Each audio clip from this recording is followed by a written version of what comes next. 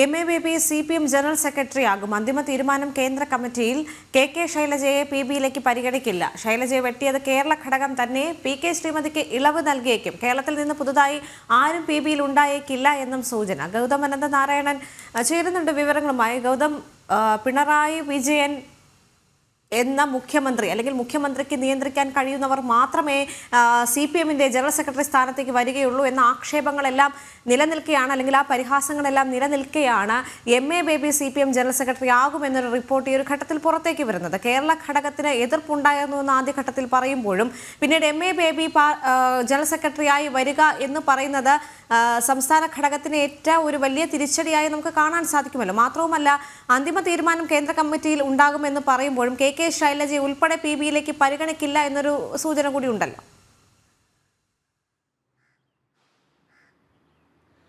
Devika, MA ബേബിയുടെ പേര് ഏതാണ്ട് ഉറപ്പിച്ചിരിക്കുകയാണ്. CPMന്റെ 24ാമത്തെ പാർട്ടി കോൺഗ്രസ് ഇന്ന് മധുരയിൽ സമാപിക്കാനിരിക്കെ ഇനിയും ഔദ്യോഗിക പ്രഖ്യാപനം മാത്രമാണ് ശേഷിക്കുന്നത്.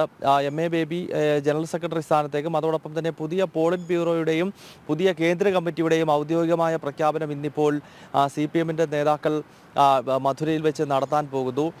MA ബേബിയുടെ പേര് ആദ്യം മുതൽ തന്നെ ഉയർന്നു കേൾക്കുന്നുണ്ടായിരുന്നു. കഴിഞ്ഞ വർഷം ഓഗസ്റ്റിൽ CPMന്റെ ജനറൽ സെക്രട്ടറി ആയിരുന്ന സീതാറാം യെച്ചൂരിയുടെ നിര്യാണത്തെ തുടർന്ന് പിന്നീട് ജനറൽ സെക്രട്ടറി സ്ഥാനത്തേക്ക് ഉയർന്നു കേട്ട പേരുകളിൽ ഒന്ന് MA ബേബിയുടേതാണ്. MA ബേബി കഴിഞ്ഞ കുറേ നാളുകളായി പോളിറ്റ് ബ്യൂറോ അംഗമാണ്. മാത്രമല്ല ഡൽഹി കേന്ദ്രീകരിച്ചുകൊണ്ടാണ് ഇദ്ദേഹം പ്രവർത്തിച്ചുകൊണ്ടിരുന്നത്. നേരത്തെ തന്നെ ഇത് സംബന്ധിച്ചുള്ള സ്ഥിരീകരണം ഉണ്ടായിരുന്നു. ഇപ്പോൾ ഔദ്യോഗികമായ പ്രഖ്യാപനവും നടന്നിരിക്കുകയാണ്. MA ബേബി CPMന്റെ ആറാമത്തെ ജനറൽ സെക്രട്ടറി ആകും. EMS നമ്പൂതിരിപ്പാടിന് ശേഷം CPMന്റെ ജനറൽ സെക്രട്ടറി ആകുന്ന രണ്ടാമത്തെ മലയാളി എന്നതാണ് MA ബേബിയുടെ ഏറ്റവും വലിയ സവിശേഷത. CPMന്റെ ജനറൽ സെക്രട്ടറിമാരിൽ ആറാമത്തെ ജനറൽ സെക്രട്ടറി ആകും.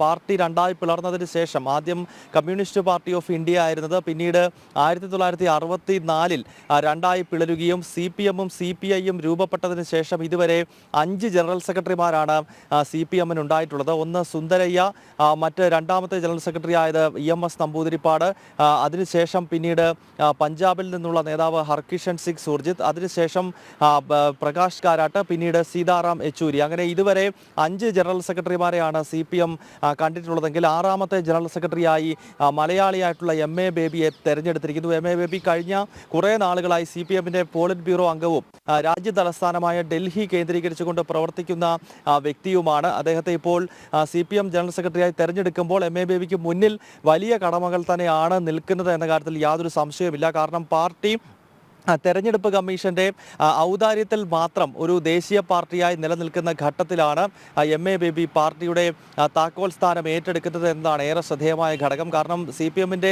ഈ പാർട്ടി കോൺഗ്രസിൽ അവതരിപ്പിച്ചിട്ടുള്ള സംഘടനാ റിപ്പോർട്ടിനകത്ത് തന്നെ പറയുന്നത് പാർട്ടിക്ക് ഒരു തരത്തിലും പുതിയ തലമുറയെ ആകർഷിക്കുവാനോ അല്ലെങ്കിൽ സംഘടനാ മികവ് തെളിയിക്കുവാനോ കഴിയുന്നില്ല. തെരഞ്ഞെടുപ്പ് രംഗത്ത് മാത്രമല്ല, മറ്റ് രംഗങ്ങളിലും, അതായത് തൊഴിലാളി വർഗ വിഭാഗത്തെ അണിചേർക്കുന്നതിലോ കർഷകരെ ുമൊക്കെ CPM ദയനീയമായി പരാജയപ്പെടുന്നു. കേരളത്തിൽ മാത്രമാണ് സംഘടനയ്ക്ക് പ്രവർത്തനമുള്ളത് അല്ലെങ്കിൽ അടിത്തറയുള്ളത്. മറ്റ് സംസ്ഥാനങ്ങളിൽ നിഷ്പ്രഭമാകുന്നു അല്ലെങ്കിൽ നാമാവിശേഷമായി പാർട്ടി മാറുന്നു എന്ന വിലയിരുത്തലും എന്ന തിരിച്ചറിവും CPIM സ്വയം നടത്തുന്ന ഒരു ഘട്ടത്തിലാണ് ആറാമത്തെ ജനറൽ സെക്രട്ടറിയായി MA ബേബി അധികാരമേൽക്കാൻ പോകുന്നത്. അതിനാൽ MA ബേബിയെ സംബന്ധിച്ചിടത്തോളം ഏത് രീതിയിൽ ഇനിയും CPMനെ അഖിലേന്ത്യാ തലത്തിൽ നയിക്കും എന്ന വലിയൊരു ദൗത്യം ഇദ്ദേഹത്തിന് മുന്നിൽ നിൽക്കുകയാണ്. കാരണം ഓരോ തെരഞ്ഞെടുപ്പ് കഴിയുമ്പോഴും CPMന് പാർലമെന്റിനകത്താണെങ്കിലും അല്ലെങ്കിൽ വിവിധ സംസ്ഥാനങ്ങളുടെ നിയമസഭകളിലാണെങ്കിലുമുള്ള സംഘടനാ ശേഷി അത് ദുർബലമായി വരുന്ന ഒരു കാഴ്ചയാണ് നമ്മൾ കാണുന്നത്. പാർട്ടി കോൺഗ്രസിൽ തന്നെ കഴിഞ്ഞ ദിവസം നടന്ന ചർച്ചകളിൽ ചൂണ്ടിക്കാണിച്ച ഏറ്റവും പ്രധാനപ്പെട്ട ഘടകങ്ങളിൽ ഒന്ന് കഴിഞ്ഞ പാർട്ടി കോൺഗ്രസ്, അതായത് കണ്ണൂരിൽ നടന്ന 23ാം പാർട്ടി കോൺഗ്രസിന് ശേഷം കഴിഞ്ഞ 3 വർഷത്തിനിടയിൽ 13 നിയമസഭാ തെരഞ്ഞെടുപ്പും 1 ലോക്സഭാ തെരഞ്ഞെടുപ്പുമാണ് നടന്നിരിക്കുന്നത്. ഈ 13 തെരഞ്ഞെടുപ്പിൽ ത്രിപുരയിൽ നിയമസഭയിൽ തെരഞ്ഞെടുപ്പിൽ മാത്രമാണ് 24% എന്ന ഒരു നാണക്കേടില്ലാത്ത രീതിയിലുള്ളൊരു പെർഫോമൻസ് CPM നടത്തിയിരിക്കുന്നത്. അവിടെയും അധികാരത്തിലെത്താനോ BJPയെ പരാജയപ്പെടുത്താനോ CPMന് കഴിഞ്ഞിട്ടില്ല. പക്ഷേ 24% വോട്ട്, അതും കോൺഗ്രസുമായി സഖ്യം ചേർന്ന് മത്സരിച്ചപ്പോൾ 24% വോട്ടെങ്കിലും ത്രിപുരയിൽ CPMന് നേടാൻ കഴിഞ്ഞു.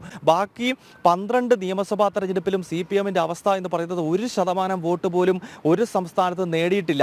അതായത് CPMന്റെ കേന്ദ്ര കമ്മിറ്റി നടക്കുന്ന രാജ്യ തലസ്ഥാനത്ത് ഡൽഹിയിൽ ഉൾപ്പെടെ CPM തെരഞ്ഞെടുപ്പിൽ മത്സരിച്ചു, രാജസ്ഥാനിൽ മത്സരിച്ചു, മറ്റ് വിവിധ സംസ്ഥാനങ്ങളിൽ മത്സരിച്ചതിൽ കഴിഞ്ഞ പാർട്ടി കോൺഗ്രസിന് ശേഷമുള്ള 13 നിയമസഭാ തെരഞ്ഞെടുപ്പിൽ ത്രിപുരയിൽ മാത്രം 24% വോട്ട് നേടിയത് ഒഴിച്ചാൽ ബാക്കി ഒരു സംസ്ഥാനങ്ങളിലും 1% വോട്ട് പോലും CPM നേടാൻ കഴിഞ്ഞിട്ടില്ല. അതായത് പാർട്ടി അതിന്റെ ചരിത്രത്തിലെ ഏറ്റവും ദുർബലമായ നിമിഷത്തിലൂടെ കടന്നു പോകുമ്പോഴാണ് CPM ജനറൽ സെക്രട്ടറി സ്ഥാനത്തേക്ക് MA ബേബി വരുന്നത്. തെരഞ്ഞെടുപ്പ് കമ്മീഷന്റെ ചില മാനദണ്ഡത്തിന്റെ അടിസ്ഥാനത്തിൽ മാത്രം ദേശീയ പാർട്ടിയായി നിലനിൽക്കുന്ന ഘട്ടത്തിലുമാണ്